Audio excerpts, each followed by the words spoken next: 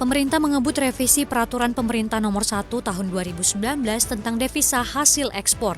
Rencananya, pemerintah akan menerapkan aturan agar eksportir harus menahan dolar hasil ekspornya diperbankan dalam negeri selama 3 bulan dari semula 1 bulan. Tak tanggung-tanggung, pemerintah akan menyiapkan insentif yang menarik untuk eksportir yang melakukan hal tersebut. Menko Perekonomian Erlangga Hartarto mengatakan aturan insentif ini juga akan dibahas di Kementerian Keuangan. Erlangga menyatakan insentif akan dibuat semenarik mungkin agar dolar ekspor nantinya tidak berpindah ke Singapura.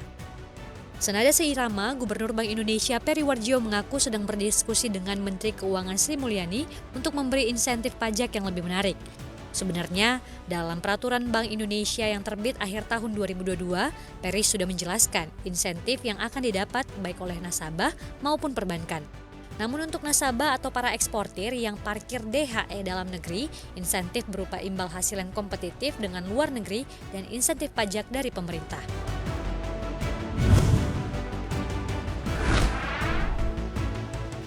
Pertamina dan Petronas dimungkinkan akan membentuk konsorsium untuk mengelola 35% saham milik Shell yang ada di lapangan gas abadi Blok Masela, Maluku.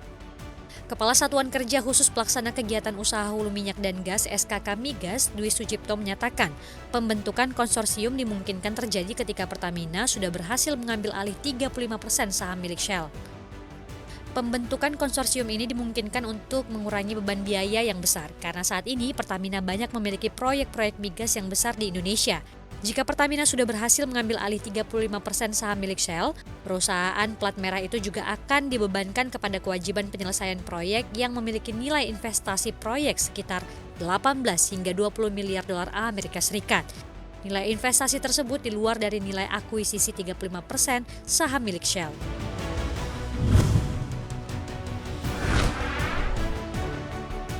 Bank Indonesia telah mengantongi surat berharga negara sebesar Rp1.450 triliun.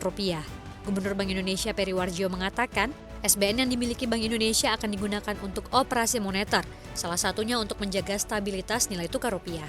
Terlebih, pada saat ini, masih ada ketidakpastian yang menyelimuti global. Operasi moneter dilakukan dengan menjual SBN jangka pendek untuk menaikkan imbal hasil. Dengan demikian, investor asing akan masuk. Langkah ini terbukti sejak Desember 2022 hingga Januari 2023, Peri mencatat sudah ada arus modal asing masuk sekitar 4,6 miliar dolar Amerika Serikat. Peri mengatakan dirinya tidak menjual SBN jangka panjang karena melihat para investor sudah mulai masuk ke SBN jangka panjang.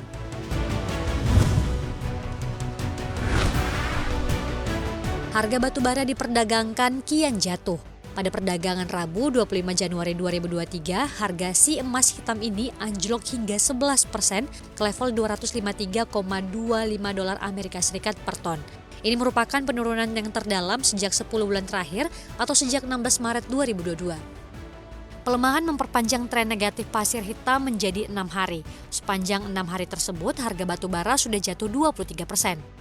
Permintaan dari Eropa diperkirakan masih akan melandai ke depan karena lebih hangatnya cuaca selama musim dingin. Langkah agresif negara Eropa dalam menumpuk pasokan hingga pasokan gas yang memadai.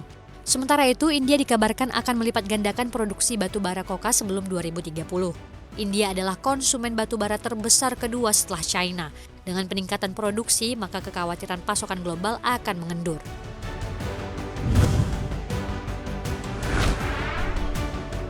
Produk domestik bruto Filipina kian cemerlang di tengah ancaman krisis global. Pada kuartal 4 2022, PDB negeri lumbung padi itu menyentuh 7,2% secara tahunan. Sementara itu, pertumbuhan ekonomi Filipina sepanjang 2022 menembus rekor tertingginya sejak 1976 atau 4 dekade silam. Sekretaris Perencanaan Ekonomi Filipina Arsenio Balisacan menghubungkan kinerja kuartal 4 yang luar biasa dengan permintaan domestik yang kuat serta peningkatan lapangan kerja. Selain itu, pencabutan pembatasan pandemi mendorong konsumsi dalam 3 bulan terakhir. Dia mengatakan pembukaan kembali China akan menjadi keuntungan bagi ekonomi Filipina sekaligus melindungi daya beli warga Filipina dan memastikan keamanan pangan akan tetap menjadi prioritas pemerintah saat masyarakat bergulat dengan inflasi yang tinggi.